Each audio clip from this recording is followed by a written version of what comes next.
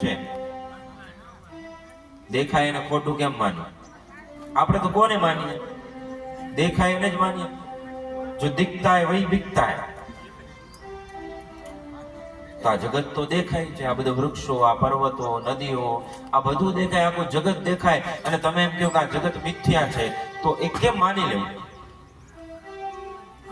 તો કહે છે એમ નહીં, પણ આ અત્યારે છે, હંમેશા રહેશે એવી કોઈ ખાતરી નથી. ગેરંટી પૂર્વક ન કહી શકાય કે હંમેશા હશે.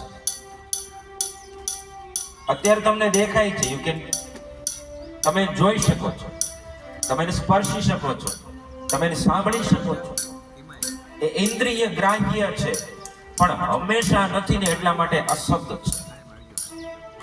અને એટલે પરમાત્મા સત છે, કેમ કે હંમેશા છે. એ પહેલેથી, ક્યારથી તો એનો કોઈ જવાબ નથી. એ છે, ક્યારથી નહીં, એ છે જ હંમેશાથી, પહેલેથી. એનો કોઈ આદિ નથી, એની કોઈ શરૂઆત નથી, એનો કોઈ અંત નથી. આદિ અનંત રહિત. એટલે કયું સચ્ચિદાનંદ રૂપાય, પેલું સત. ભગવાન સત સ્વરૂપ છે, કેમ કે એ બદલાતા નથી. આ સંસાર છે ને, બદલાઈ જાય.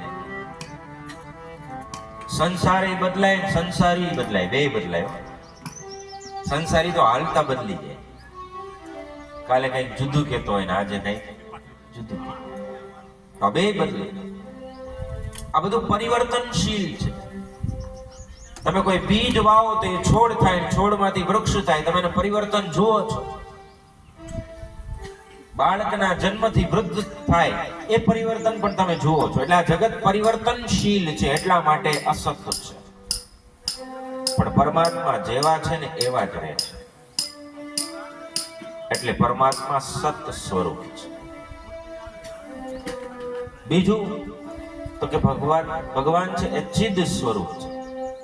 ચિદનો અર્થ થાય ચૈતન્ય, ચિદનો અર્થ થાય જ્ઞાન, ચિદનો અર્થ થાય જાગૃતિ, અવેરનેસ.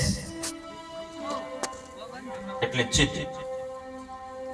પરમાત્મા ચિદ સ્વરૂપ છે, જ્ઞાન સ્વરૂપ છે. ભગવદ ગીતા કહે છે, નહીં જ્ઞાનેન સદૃશમ પવિત્રમ ઇહ વિદ્યતે. ઇહ એટલે આ સંસારમાં, જ્ઞાનેન સદૃશમ, જ્ઞાનના જેવું બીજું કંઈ જ પવિત્ર નથી. તો જ્ઞાનેન સદૃશમ પવિત્રમ ઇહ વિદ્યતે.